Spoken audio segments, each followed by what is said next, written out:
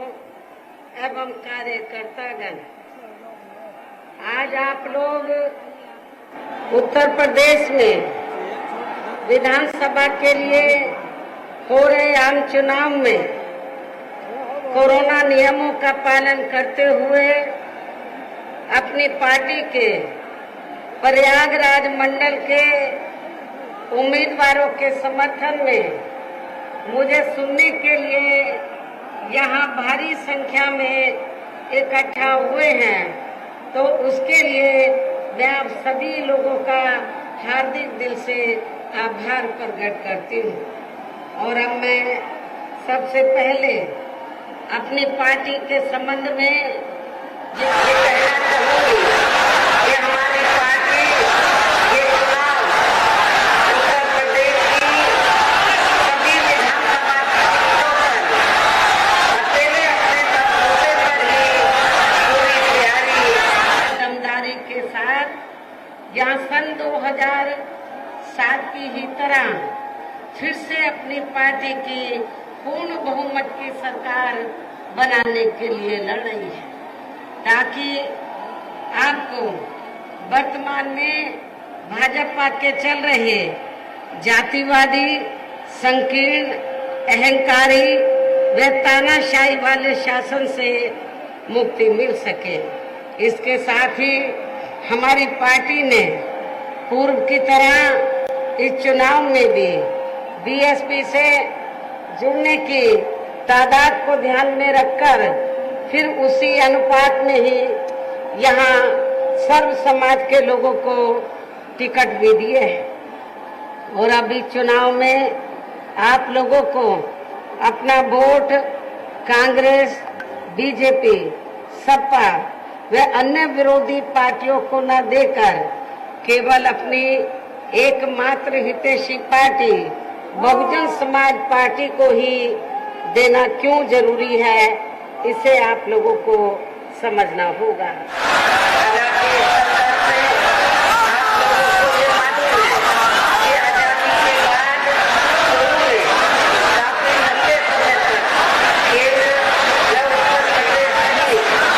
अधिकांश राज्यों में भी कांग्रेस पार्टी की ही अकेले यहाँ सरकारें रही हैं, किंतु इनकी गलत नीतियों व गलत कार्य प्रणाली की वजह से ही अब ये पार्टी केंद्र सरकार राज्यों के साथ यहाँ उत्तर प्रदेश की सत्ता को भी ये पार्टी जबरदस्त जातिवादी होने के कारण शुरू से ही हर मामले में खासकर यहाँ दलित, आदिवासी व अन्य पिछड़ा वर्ग विरोधी पार्टी भी रही है और अभी भी है, जिस कारण केंद्र में रही इस पार्टी की सरकार ने इन वर्गों के मसीहा व भारतीय संविधान के मूल निर्माता परम पूज्य बाबा साहब डॉक्टर भीमराव अम्बेडकर को भारत रत्न की उपाधि से भी केंद्र में कांग्रेस पार्टी की रही सरकार ने इनको सम्मानित नहीं किया था, जिसके लिए वो हर प्रकार से पात्र भी थे। इतना ही नहीं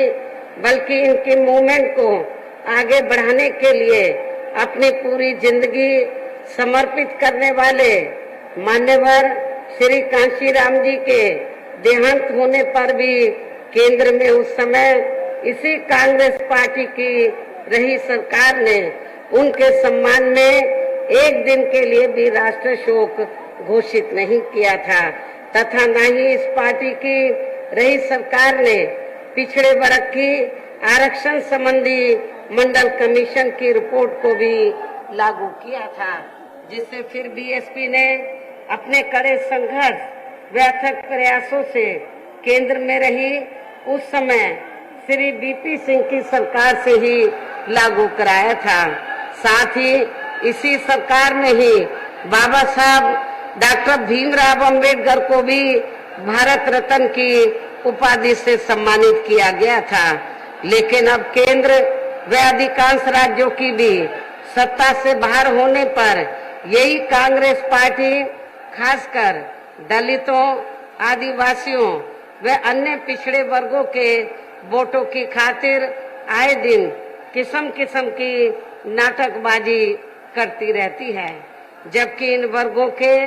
व अन्य और मामलों में भी इस पार्टी की सच्चाई तो ये है कि कांग्रेस पार्टी जब सत्ता में आसीन होती है और इनके अच्छे दिन होते हैं तो तब इस पार्टी को इन वर्गों का विकास व उत्थान आदि याद नहीं आता है तथा न ही इनको महिलाओं की भी भागीदारी याद आती है। और यदि कांग्रेस पार्टी ने ये सब कुछ किया होता, वीकर सेक्शन के लिए कुछ किया होता, तो फिर हमें बीएसपी को बनाने की जरूरत नहीं पड़ती। इतना ही नहीं बल्कि इस पार्टी के बाद खासकर यहाँ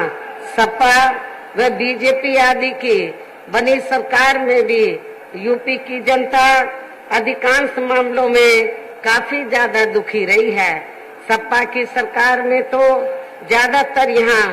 गुंडों, बदमाशों, माफियाओं, अराजक तत्वों व सरेआम लूट खसोट करने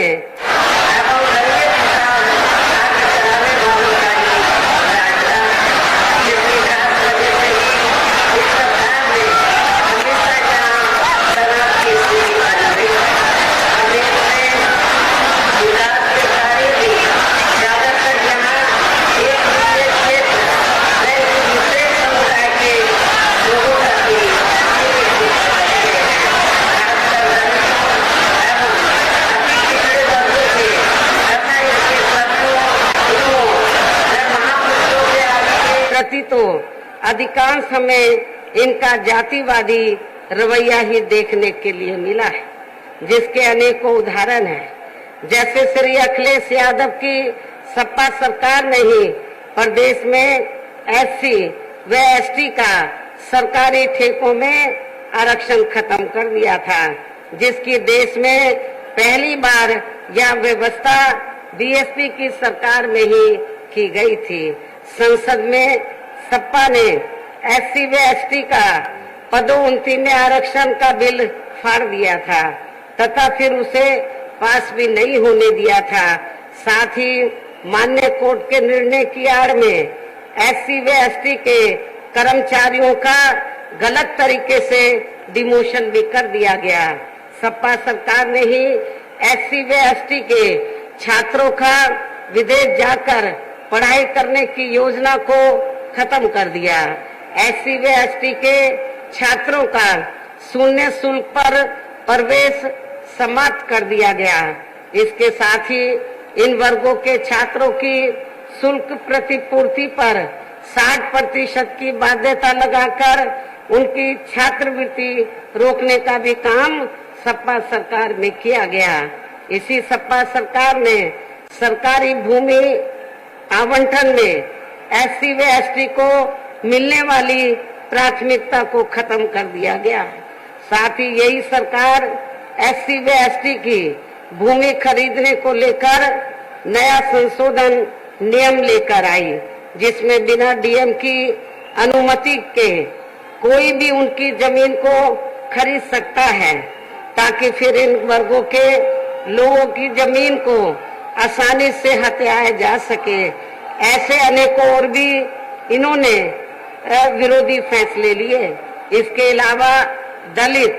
एवं अन्य पिछड़े वर्गों में जन्मे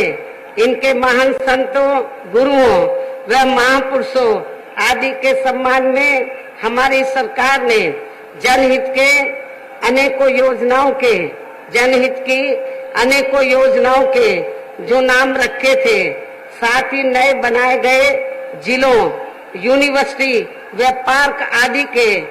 जो नाम रखे गए थे, वे सभी अधिकांश सपा सरकार ने बदल दिए, जिसके तहत ही संत रविदास जिले का नाम भी बदलकर भदोई कर दिया गया, जो आपका पड़ोसी जिला है। इस प्रकार से इस पार्टी का इनके प्रति ऐसा है ये प्रेम, इनका असली समाजवाद। इतना ही नहीं बल्कि हमारी पार्टी तो इन मामलों को लेकर ये भी सोच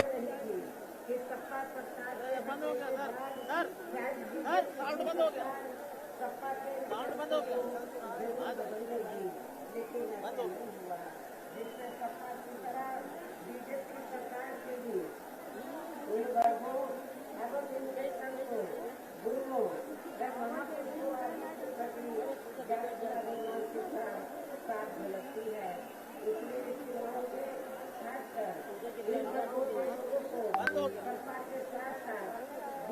को भी सत्ता में आने से इसी प्रकार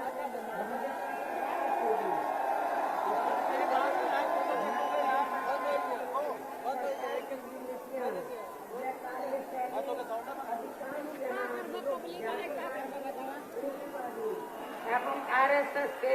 संकीर्ण एजेंडे को ही लागू करने पर टिकी नहीं है, जिससे प्रभावित एवं शिकार हुए लोगों का इस सरकार में सही से विकास व उत्थान आदि नहीं हो सका है। साथ ही इनका हर स्तर पर काफी ज्यादा शोषण व उत्पीड़न आदि भी किया गया है। धर्म के नाम पर हमेशा यहाँ तनाव व नफरत आदि का वातावरण ही बना रहा है। प्रदेश में अपराध भी काफी ज्यादा बढ़े हैं, खासकर दलित, अखिलेश व महिलाएं आदि भी इस सरकार में कतई भी सुरक्षित नहीं रही हैं। लेकिन मीडिया में सही आंकड़ों को दबा दिया जाता है। इसके अलावा प्रदेश में गरीबों, मजदूरों, बेरोजगारों व अन्य मेहनत कर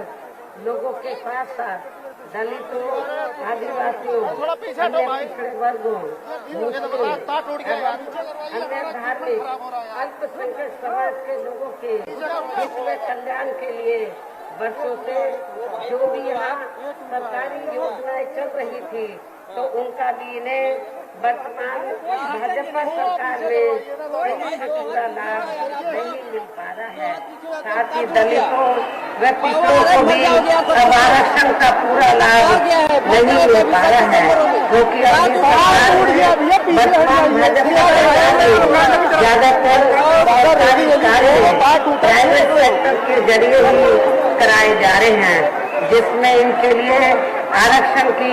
कोई भी व्यवस्था नहीं है। सरकारी नौकरियों में भी इनका आरक्षण का कोटा पूरा नहीं किया जा रहा है। मुस्लिम व अन्य धार्मिक अल्पसंख्यक समाज के लोगों के साथ तो बीजेपी की सरकार में अधिकांश यहाँ सोचेला व पक्षपात वाला रवैया ही अपनाया गया है। विशेषकर मुस्लिम समाज को सरकार में सबसे ज्यादा दुखी रहा है। इतना ही नहीं बल्कि इस बार बीजेपी सरकार ने अमरकांड चुनाव में से विशेषकर प्रबुद्ध वर्ग भी प्रबुद्ध वर्ग में भी खासकर ब्राह्मण समाज हर मामले में अपने आप को काफी ज्यादा उपेक्षित महसूस करता रहा है। इसके अलावा इनके गलत आर्थिक नीतियों के कारण यहाँ गरीबी, बेरोजगारी व महंगाई आदि भी काफी ज्यादा बढ़ी है। इसके साथ साथ उत्तर प्रदेश सहित पूरे देश के किसान भी केंद्र सरकार की गलत नीतियों के कारण काफी ज्यादा दुखी व परेशान रहे हैं और अभी भी हैं। साथ ही प्रदेश में बेरोजगार लोगों को रोजगार नहीं मिलने के कारण ज्यादातर इनको इस सरकार में भी पलायन करना पड़ा है। जबकि आप लोगों को मालूम है कि यूपी में बीएसपी की ही अकेली एक ऐसी सरकार रही है 4 बार, जिसकी सरकार में यहाँ से बेरोजगार लोगों को पलायन नहीं करना पड़ा है, बल्कि जो पलायन करके चले गए थे वो मेरी सरकार में वापस आ गए। बड़े पैमाने पर लोगों को रोटी रोजी के साधन मिले और मैं आप लोगों को ये विश्वास दिलाना चाहती हूँ, जब इस बार बीएसपी के नेतृत्व में सरकार बनेगी तो फिर से उत्तर प्रदेश में गरीब नौजवानों को, बेरोजगारों को रोटी रोजी के साधन दिए जाएंगे। इस प्रकार से इन सभी विरोधी पार्टियों की रही सरकारों में शुरू से ही यहाँ यूपी की जनता काफी ज्यादा दुखी व परेशान रही है। विशेषकर कोरोना महामारी के दौरान तो इन सभी की हालत और भी ज्यादा खराब हो गई है। ऐसे में इन सभी विरोधी पार्टियों की रही सरकारों से निजात पाने के लिए अभी चुनाव में यहाँ प्रदेश की जनता को अपनी एकमात्र हितैषी पार्टी बहुजन समाज पार्टी की ही सरकार बनाना बहुत जरूरी है, जिसमें अपने चारों रहे शासनकाल के दौरान बिना पक्षपात व भेदभाव आदि के यहाँ कमजोर एवं उपेक्षित वर्गों के लोगों के साथ साथ सर्व समाज में से गरीबों, मजदूरों, बेरोजगारों, किसानों, व्यापारियों, कर्मचारियों, वकीलों एवं अन्य मेहनत कश लोगों के साथ ही युवाओं, छात्रों, महिलाओं व बुजुर्गों आदि के भी विकास एवं उत्थान के लिए अनेकों ऐतिहासिक व महत्वपूर्ण कार्य किए हैं और इस बार सरकार बनने पर वो सभी कार्य फिर से शुरू किए जाएंगे। प्रदेश में विशेषकर गरीबी एवं बेरोजगारी आदि को दूर करने के लिए इस बार भी जरूरी कदम उठाए जाएंगे और इस मामले में हमारी सरकार ने बेरोजगार लोगों को बेरोजगारी भत्ता नहीं बल्कि उन्हें बड़ी संख्या में सीधे ही रोटी रोजी के साधन उपलब्ध कराए हैं और इस बार सरकार बनने पर भी जरूर उपलब्ध कराए जाएंगे। हमारी सरकार ने गरीब एवं भूमिहीन लोगों को खेती करने के लिए फ्री सरकारी जमीन भी दी है, नियमों के तहत आगे भी दी जाएगी। गरीब आवासहीनों को भी सभी सुविधाओं के साथ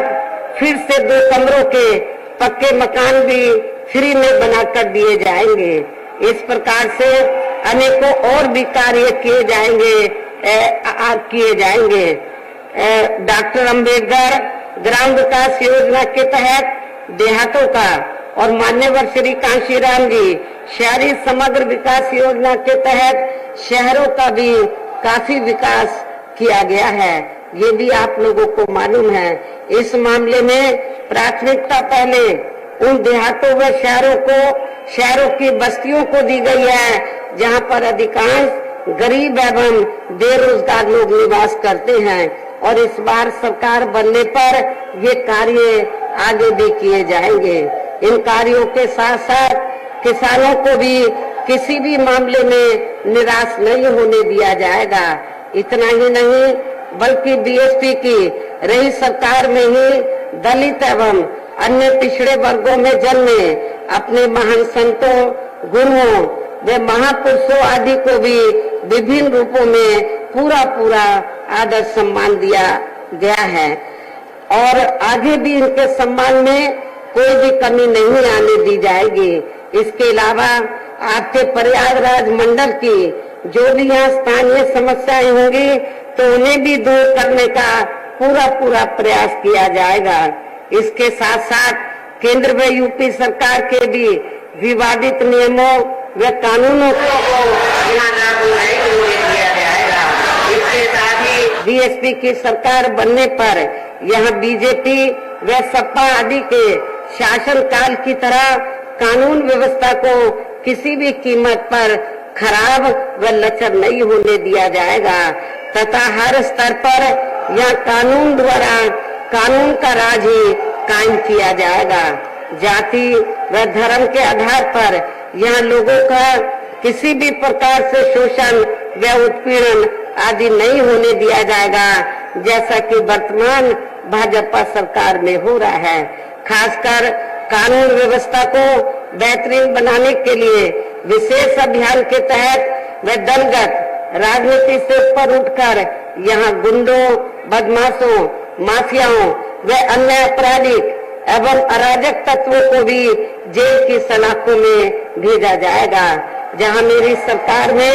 इनकी जेल के बाहर नहीं बल्कि जेल के अंदर ही सही जगह होती है। इतना ही नहीं बल्कि वर्तमान भाजपा सरकार ने जाति, धर्म व राजनीतिक द्वेष की भावना के तहत जिन लोगों को खासकर धरना प्रदर्शन आदि के नाम पर जबरदस्ती गलत धाराओं में फंसा के उन पर अनेकों केस चलाए हुए हैं, तो उन मामलों की भी सही से जांच करा के उनके केस भी खत्म कर दिए जाएंगे। इसके साथ साथ प्रदेश में खासकर शिक्षा के क्षेत्र में व अन्य और विभागों के भी कर्मचारी जो आए दिन अपनी मांगों को लेकर धरना प्रदर्शन एवं हड़ताल आदि करते रहते हैं, तो उन सभी मामलों को निपटाने के लिए एक आयोग का गठन किया जाएगा और उनकी सही मांगों को मान लिया जाएगा, जिसमें कर्मचारियों की पुरानी पेंशन योजना को भी लागू करने का मामला शामिल है, इसे भी लागू किया जाएगा। इसके अलावा सर्वजन हिताय व सर्वजन सुखाय को लेकर अन्य और भी जरूरी कार्य किए जाएंगे, लेकिन ये सभी कार्य करने के लिए इस चुनाव में यहाँ बीएसपी को सत्ता में लाना बहुत जरूरी है, जिसके लिए अपनी पार्टी के लोगों को वोट पड़ने तक यहाँ सभी विरोधी पार्टियों के साम दाम दंड भेद आदि हथकंडों से भी जरूर सावधान रहना है। और इस मामले में विरोधी पार्टियां चुनाव होने से कुछ समय पहले व चुनाव के दौरान भी अपने अपने पक्ष में हवा बनाने के लिए खासकर मीडिया व ओपिनियन पोल एवं सर्वे आदि का जो बड़े पैमाने पर गलत इस्तेमाल करती है, तो उससे आप लोगों को कतई भी गुमराह नहीं होना है। जैसे सन 2007 के हुए विधानसभा चुनाव में उस समय मीडिया में जो बीएसपी को लेकर ओपिनियन पोल व सर्वे आदि दिखाए गए थे, तो आप लोगों को मालूम है जब रिजल्ट आया तो वो गलत ही साबित हुए थे, और इस बार भी आप लोगों को फिर से गलत साबित इनको करके दिखाना है। इसके साथ ही पूर्व की तरह इस चुनाव में भी विरोधी पार्टियों ने विभिन्न रूपों में जो अपने हवाई व प्रलोभन भरे चुनावी घोषणा पत्र आदि जारी किए हैं, जिन्हें सत्ता में आने के बाद ये पार्टियां अधिकांश अमल में नहीं लाती हैं, तो उनके बहकावे में भी आप लोगों को बिल्कुल भी नहीं आना है, जिन पर से अब जनता का काफी हद तक विश्वास ही उतर गया है। इसलिए इस मामले में बीएसपी किसी भी चुनाव में विरोधी पार्टियों की तरह अपना कोई भी चुनावी घोषणा पत्र आदि जारी नहीं करती है। वैसे भी बीएसपी कहने में बहुत कम बल्कि कार्य करके दिखाने में ही ज्यादा विश्वास रखती है, और ऐसा हमने यहाँ यूपी में अपनी चारों रही सरकारों के दौरान करके भी दिखाया है। इसके साथ ही हमारी पार्टी की चारों रही सरकारों ने प्रदेश में बिगड़ी हुई कानून व्यवस्था को सुधारने के साथ साथ प्रदेश के विकास व आम जनहित के लिए जो असंख्य अति महत्वपूर्ण कार्य किए हैं, वो अभी तक या किसी भी विरोधी पार्टी की रही सरकार ने नहीं किए हैं, बल्कि ज्यादातर उन्हीं कार्यों के नाम व स्वरूप आदि बदलकर अब विरोधी पार्टियों की सरकारें उन्हीं को ही भुनाने में लगी रहती हैं। लेकिन उन कार्यों के प्रति इनकी नियत व सोच सही नहीं होने के कारण उसमें भी ये पार्टियां ज्यादा सफल नहीं हो पा रही हैं। और अब मेरा यही कहना है कि आप लोगों को इस चुनाव में अपने हित व कल्याण के लिए या फिर से बीएसपी की सर्वजन हिताय व सर्वजन सुखाय की नीतियों पर आधारित सरकार बनाना बहुत जरूरी है। और इसके लिए पार्टी के लोगों को वोट पड़ने वाले दिन सबसे पहले सुबह उठते ही व समय से अपने अपने पोलिंग बूथों पर अपना वोट डालने के लिए जरूर जाना है। इसके साथ ही आपका वोट अन्य कोई व्यक्ति न डाल सके, इसका भी आप लोगों को खुद ही ध्यान रखना है। इसके साथ साथ अपनी पार्टी का कोई भी वोट पड़ने से न रह जाए, तो उसका भी पार्टी की हर पोलिंग बूथ की कमेटी को विशेष ध्यान रखना है। इन्हीं जरूरी बातों के साथ ही अब मेरे बीएसपी के लोगों से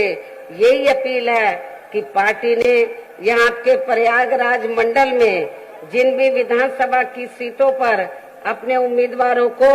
चुनाव के मैदान में उतारा है, जो यहाँ आपके बीच में मौजूद भी हैं, तो उन्हें आप लोगों को वोट वाले दिन अपनी पार्टी के हाथी चुनाव चिन्ह के सामने वाले बटन को दबाकर जरूर जिताना है। और फिर से आपको और फिर से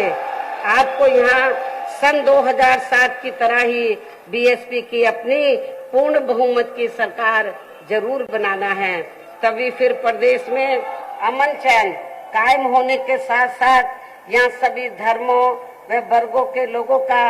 सही से विकास व उत्थान आदि हो सकता है। साथ ही यहाँ अन्याय, अपराध, भय व भ्रष्टाचार मुक्त एवं विकास युक्त वातावरण भी पैदा हो सकता है तथा तभी फिर यहाँ परम पूज्य बाबा साहब डॉक्टर भीमराव अंबेडकर एवं मान्यवर श्री कांशीराम जी आदि का भी सही सपना साकार हो सकता है। इस उम्मीद के साथ ही अब मेरा आप लोगों से यही कहना है कि आप लोगों को हर पोलिंग बूथ को जिताना है, बीएसपी को सत्ता में लाना है। और इस कार्य